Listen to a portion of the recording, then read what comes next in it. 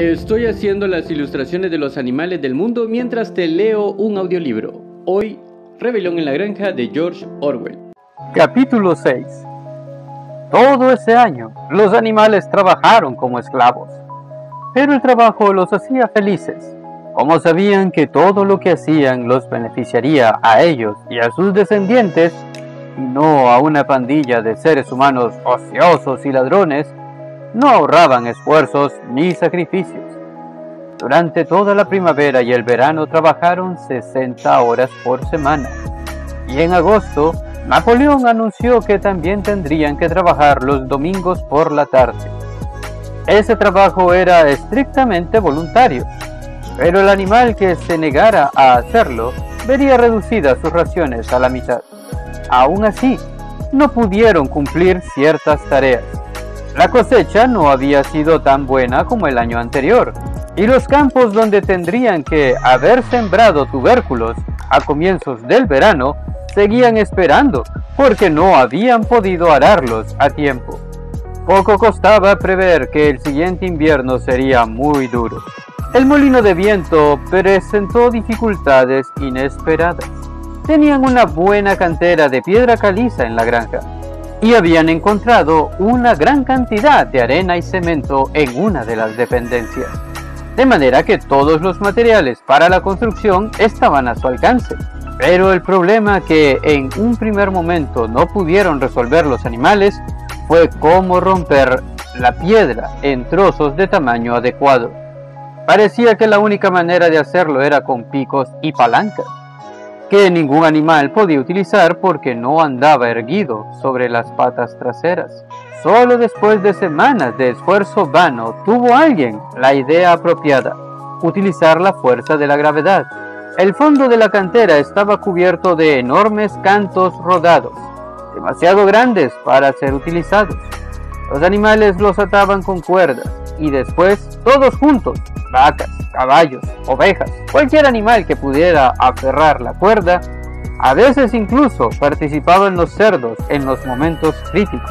Los arrastraban con lentitud desesperante por la ladera hasta la cima de la cantera, desde donde los arrojaban por el borde para que al caer se rompieran en pedazos. El transporte de la piedra una vez rota era relativamente sencillo.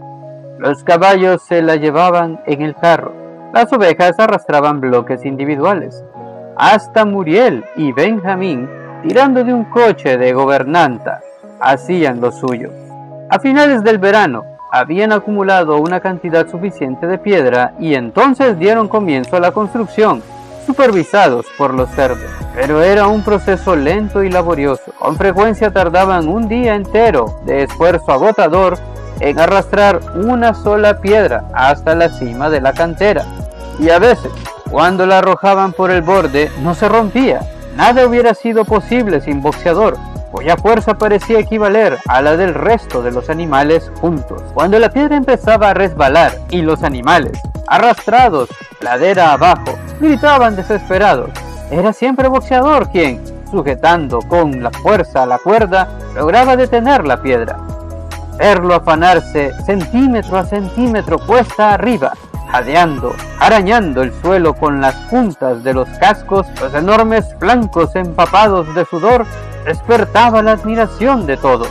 Trébol le advertía a veces que se cuidara y no se esforzara tanto, pero Boxeador nunca le hacía caso. En sus dos lemas, trabajaré más duro y Napoleón siempre tiene la razón, parecía encontrar respuesta suficiente a todos sus problemas. Había acordado con el gallo joven que lo llamara no media hora sino 3/4 de hora más temprano todas las mañanas, y en los ratos libres, que ahora no le sobraban, iba solo a la cantera, preparaba una carga de piedra picada y la arrastraba sin ayuda hasta el lugar donde se encontraba el molino de viento. A pesar de la dureza del trabajo, los animales no pasaron tan mal ese verano.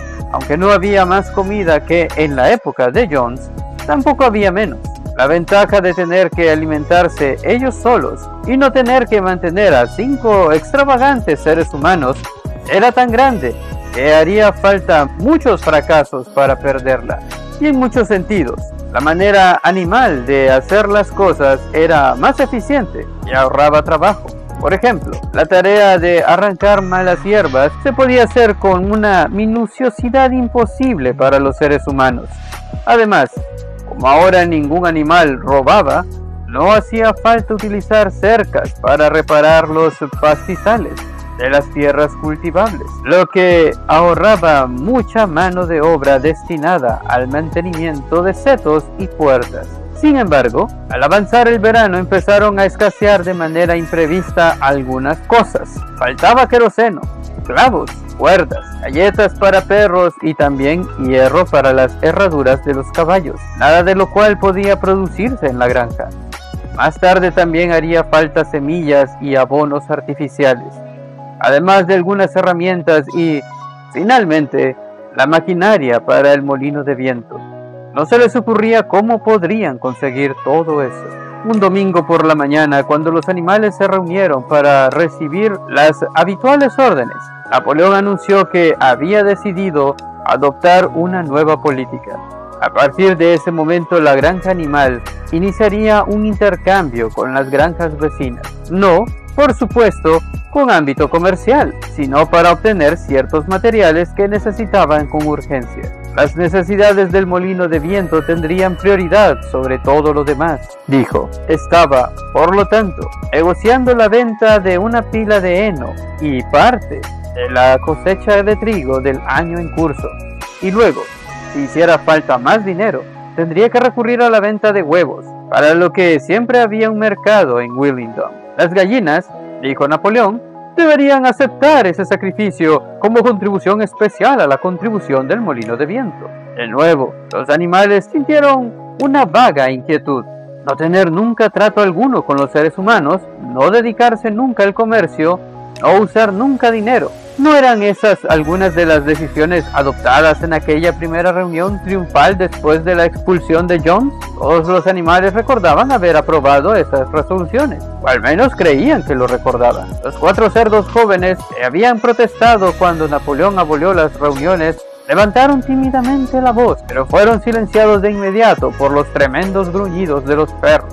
Entonces, como de costumbre, irrumpieron las ovejas con 4 patas, sí, 2 patas, no, y la momentánea tensión se aflojó. Napoleón levantó la pezuña pidiendo silencio y anunció que ya tenía todo dispuesto. No haría falta que ninguno de los animales entrara en contacto con los seres humanos, lo que sería muy indeseable. Él cargaría con toda la responsabilidad. Un tal Wimper, abogado que vivía en Willingdon, había accedido a actuar como intermediario entre los animales de la granja animal y el mundo exterior, y visitaría la granja todos los lunes por la mañana para recibir instrucciones. Napoleón cerró el discurso con el habitual grito de ¡Viva la granja animal! Y tras cantar ¡Bestias de Inglaterra!, dio por terminado el acto. Después, Chillón recorrió la granja tranquilizando a los animales. Les aseguró que la resolución contra la participación en el comercio y el uso de dinero nunca se habían aprobado, ni siquiera sugerido. Era pura imaginación y quizás se podía rastrear su origen en mentiras difundidas por bola de nieve. Algunos animales seguían con dudas, y Chillón les hizo una pregunta astuta. ¿Estáis seguros de que no los habéis soñado, camarada? ¿Tenéis algún registro de esa resolución? ¿Está escrita en alguna parte?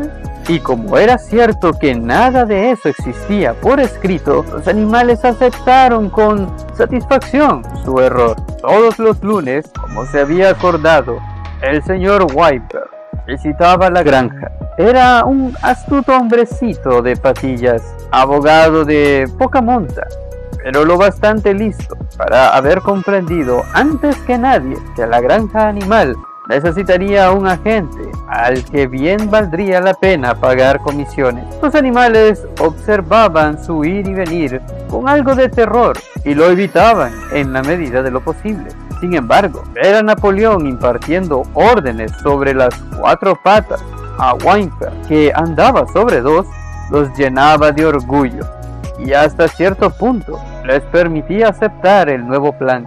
Su relación con la raza humana ya no era exactamente la misma de antes. Los seres humanos no odiaban menos la granja animal ahora que disfrutaba de cierta prosperidad. De hecho, la odiaban más que nunca. Todo ser humano tenía para sí que la finca quebraría tarde o temprano y, sobre todo, que el molino de viento sería un fracaso. Se reunían en las tabernas y mediante diagramas se demostraban que el molino caería forzosamente y que si seguía en pie no funcionaría nunca. Sin embargo, contra su voluntad, empezaban a sentir cierto respeto por la eficiencia con que los animales gestionaban sus propios asuntos. Síntoma de ese cambio era que habían dejado de llamar a la granja solariega y empezaban a llamar por su propio nombre, Granja Animal. Tampoco defendían más a Jones, que había perdido la esperanza de recuperar su granja y se había ido a vivir a otra parte del condado fuera de la intermediación de Wynberg. No había aún ningún contacto entre la granja animal y el mundo exterior, pero circulaban constantes rumores de que Napoleón estaba a punto de celebrar un acuerdo comercial con el señor Pilkington de Monte Raposo o con el señor Frederick de Campo Corto, pero, por supuesto, nunca simultáneamente con los dos. Fue en esa época cuando los cerdos se mudaron de repente a la casa de la granja y se establecieron allí. Una vez más, los animales creyeron recordar que al comienzo se había aprobado una resolución contraria a esa medida, y de nuevo Chillón logró convencerlos de su error. Era totalmente necesario, explicó, que los cerdos, como cerebros de la granja, tuvieran un sitio tranquilo para trabajar. También era más adecuado para la dignidad del líder. Últimamente tenía la costumbre de dar a Napoleón el título de líder, vivir en una casa, que en una simple posilga. No obstante, algunos de los animales se molestaron al saber que los cerdos no solo comían en la cocina y usaban el salón como lugar de recreo, sino que también dormían en las camas. Como de costumbre, Boxeador quitó importancia al asunto repitiendo lo de Napoleón siempre tiene la razón, pero Trébol, que creía recordar una firme disposición contra el uso de las camas, fue hasta el fondo del establo e intentó descifrar los 7 mandamientos allí grabados. Como solo podía leer las letras una por una, recurrió a Muriel. Muriel, dijo, léeme el 4º mandamiento. ¿No dice algo acerca de no dormir nunca en una cama? Muriel leyó con cierta dificultad. Dice, ningún animal dormirá en una cama con sábanas. Curiosamente, Trébol no recordaba que el 4º mandamiento mencionara las sábanas, pero como eso estaba en la pared, suponía que debía de ser cierto. Y Chillón, que pasaba por allí en ese momento acompañado por 2 o 3 perros, logró poner las cosas en su justa perspectiva. Así que, ¿habéis oído, camaradas?, dijo, que ahora los cerdos duermen en las camas de la casa. ¿Y por qué no? Supongo que no iréis a pensar que alguna vez se prohibió el uso de las camas. Una cama significa nada más que un sitio para dormir. Bien mirado, un montón de paja en un establo es una cama. La norma prohibía las sábanas, que son una invención humana. Hemos quitado las sábanas de las camas de la casa y dormimos entre mantas. Y vaya si son cómodas, pero os puedo asegurar que no mucho más cómodas de lo necesario, camaradas, con todo el trabajo intelectual que ahora nos toca. ¿Verdad que no queréis privarnos de nuestro descanso, camaradas? ¿Verdad que no queréis vernos demasiado cansados para cumplir con nuestros deberes? Estoy seguro de que ninguno de vosotros desea que regrese Jones. Los animales se apresuraron a tranquilizarlo y no se volvió a tocar el tema de las camas y los cerdos. Y cuando se anunció unos días después que a partir de ese momento los cerdos dormirían por la mañana 1 hora más que el resto de los animales, tampoco hubo quejas. Al llegar el otoño, los animales estaban cansados pero felices. Habían tenido un año duro y después de la venta de parte de la paja y del maíz, Las reservas de alimentos para el invierno no eran muy abundantes, pero el molino de viento compensaba todo. Ya estaba casi a medio construir. Después de la cosecha, hubo un período de tiempo despejado y seco. Los animales se esforzaron más que nunca, pensando que valía la pena afanarse todo el día, llevando y trayendo bloques de piedra, y con eso podían levantar las paredes algunos centímetros más. Boxeador incluso iba por las noches y trabajaba por su cuenta durante 1 hora o 2 a la luz de la luna llena. En sus ratos libres, los animales daban vueltas y vueltas alrededor del molino inconcluso, admirando la fortaleza y la perpendicularidad de sus paredes, y maravillándose de su capacidad para construir algo tan imponente. Solo el viejo Benjamín se negaba a entusiasmarse con el molino de viento, aunque, como siempre, se limitaba a repetir el críptico comentario de que los burros viven mucho tiempo. Llegó noviembre con furiosos vientos del suroeste. Hubo que detener la construcción porque el exceso de humedad impedía mezclar el cemento. Finalmente llegó una noche en la que el viento sopló con tanta violencia que hizo temblar los edificios y arrancó varias tejas del establo. Las gallinas se desesperaron, chillando de terror, porque todas habían soñado al mismo tiempo con un disparo de escopeta a lo lejos. Por la mañana, al salir de los establos, los animales descubrieron que se había caído el mástil de la bandera y que un olmo, en un rincón de la huerta, había sido arrancado como si fuera un rábano. Acababan de ver eso cuando de la garganta de todos los animales brotó un grito de desesperación. Tenían ante ellos un terrible espectáculo. El molino estaba en ruinas. Corrieron todos al mismo tiempo para el lugar. Napoleón, que rara vez salía siquiera a dar una vuelta, fue el más rápido. Sí, allí estaba, el fruto de todos sus esfuerzos completamente demolido. Esparcidas por todas partes las piedras que tan laboriosamente habían partido y transportado. Mudos al principio, se quedaron mirando con tristeza el revoltijo de piedras caídas. Napoleón iba y venía en silencio, olfateando a veces el suelo.